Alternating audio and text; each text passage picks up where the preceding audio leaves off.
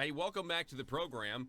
We've got Brigadier General Robert S. Spalding, who's a senior fellow at the Hudson Institute. He focuses on U.S. and China relations. General Spalding, how are you, sir? Great. How are you? Good morning. Doing fantastic. I'm glad you could spend some more time with us.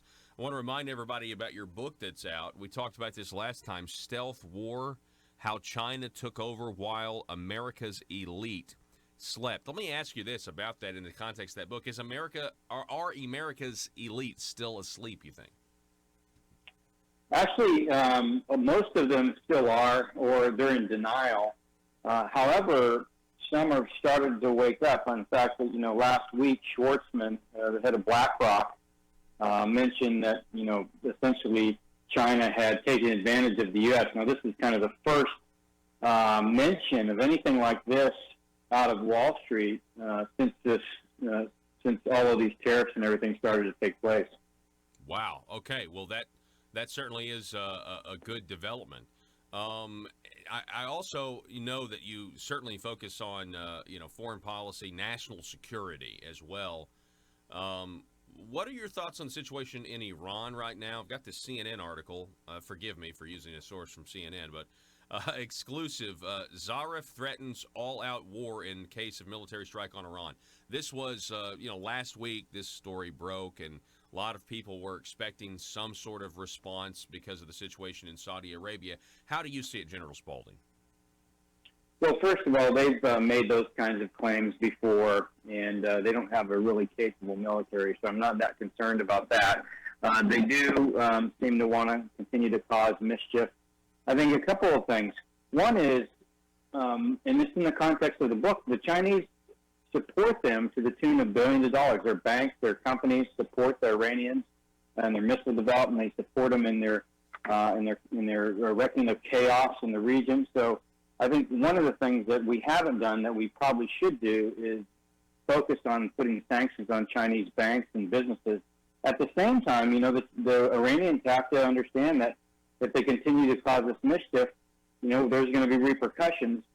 Finally, just in our own energy markets, we can create the kind of shock absorber for the world that we couldn't, since the Middle East really took over the oil industry. We have the ability to pump a lot of oil, almost 20 million barrels per day here in the United States. What we lack, though, is refinery capacity, and we really need to build it up. So it's a combination of being strategic in terms of how we look at energy security, but at the same time punishing those, not just the Iranians that are supporting this stuff. Do you think, you mentioned the refinery capacity, obviously, I don't know, are we building more of those? I mean, you would assume that the environmental left would be against all of that, right? Well, that's exactly right. One of the things that we have an absolute abundance of here in the United States is natural gas. Now, the flex fuel vehicles, the E85 vehicles, actually can burn ethanol. You can take natural gas and turn it into ethanol, and it's a much cleaner fuel. We haven't built any of those types of facilities. So, yeah, in addition to the EPA being very hard for building a petroleum refinery, we could turn gas to liquid here in a big way in the United States. We just haven't made those kinds of investments. We're talking with Brigadier General Robert S. Spalding. He's retired from the United States Air Force, senior fellow at the Hudson Institute, also the author of this new book, Stealth War, How China Took Over While America's Elite Slept. Do you appreciate, let me ask you this, I mean, it seems to me that President Trump does not want to get involved in another conflict in the Middle East, or at least a prolonged one. I don't know. I'm not in his mind, but to me, it seems like his foreign policy is more like, hey, listen, we're going to respond in kind to your threats, and we'll bomb you back to the Stone Age and come home. What are your thoughts on that? And are you weary of a potential drawn out conflict in Iran?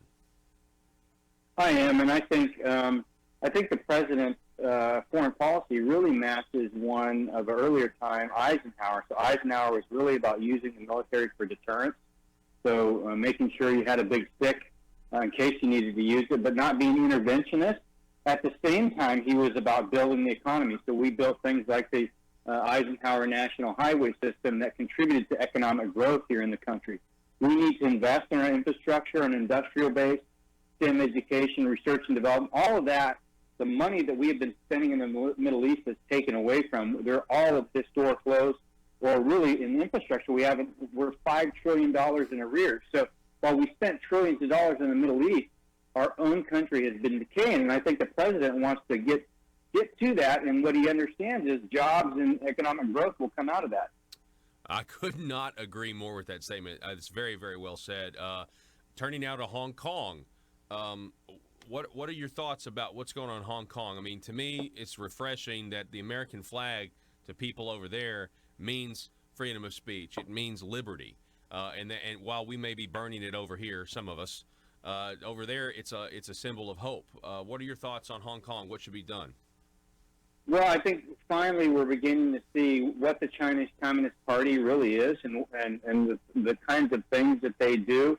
I try to tell people that, they have these machines where they keep bodies alive, dissidents, religious dissidents that are essentially sentenced to prison in China, and then they harvest organs for them. So you can right now schedule a heart transplant next month because they'll be guaranteed to pull one for you. That's the kind of regime that we're dealing with, and finally, for the first time, people are beginning to wake up, and it's primarily because of the kids in Hong Kong are standing up for their own freedom. Hang on. I would just like for you to repeat that for us. You're telling me that there are like machines that keep dissidents alive, and then they go and they harvest their organs. That's exactly right. And so the first country, and the only country, by the way, to ban travel to China for organ harvesting was Israel. A heart surgeon over there realized what was going on because one of his patients said, "Hey, I'm going next month to get a heart transplant." He said, "How can you schedule it?" And so he did some investigation and found out, they were taking dissidents, essentially taking their organs and killing them, and they've created an industry out of it. I just don't think people understand what the regime is capable of. So you're telling me that we have elites across the world that are going to China, scheduling these organ transplants because they know that there's essentially a human organ harvesting farm over there. And it reminds me of that movie, The Island, with Ewan McGregor, where they've got clones. Yeah, it's terrible. But I mean, there was an independent inquiry done in the UK. There's a lot of people have come forward, surgeons, people that have experienced this. They understand what's going on. Of course, the Chinese Communist Party just does a great job of hiding things, but all the information's there. The mainstream media just hasn't portrayed it because the Chinese Communist Party has huge sway in the United States and elsewhere, and that's what the book's about. It's really talking about how they've influenced us to consider them to be something other than what they are, which is really a horrible regime. And then you've got the current president of China, who's essentially changed the rules, and now he's going to be the leader for life. Which, I mean, it reminds me of Mao. Are there similarities between President Xi Jinping and Mao, in your opinion? Oh, absolutely. In fact, he gave a speech just a few weeks ago where he mentioned the word struggle 60 times. They haven't used that word since Mao. And so it evoked for many of the Chinese the Cultural Revolution, which was a horrible time when many people were killed, many people were forced into these gulags where they were brainwashed. And so the China that I lived in from 2002 to 2004 has taken a turn for the worse. Of course, the Chinese Communist Party hasn't changed their nature. They've just become more visible. And again, thanks to the kids in Hong Kong for forcing them to show their hand. Can I ask you about foreign investment? I think we talked about this a little bit last time, but the Chinese government, they go into countries and they want mineral rights. They want they promise jobs. In my home state of Arkansas, we have 6 Chinese companies that are supposed to come here at some point in the future. All that is kind of tied up and on hold because of the trade war. I've talked to people that think it's a Trojan horse. Do you kind of feel the same way? What are your thoughts on how they're a developing nation under World Trade Organization rules, and yet they can interject billions of dollars into these other countries. Yeah, in fact, they create these onerous loan terms that nobody really knows because they're all done in secret, and usually it involves paying somebody off. But I think that the most egregious thing for Americans is if they're coming to America to invest money, it's because they've taken money out of Americans' retirement funds. So right now, Wall Street is sending money from our retirement funds over to China, and what they do is turn around and come back and buy some strategic piece of technology or property here in the United States with our own funds.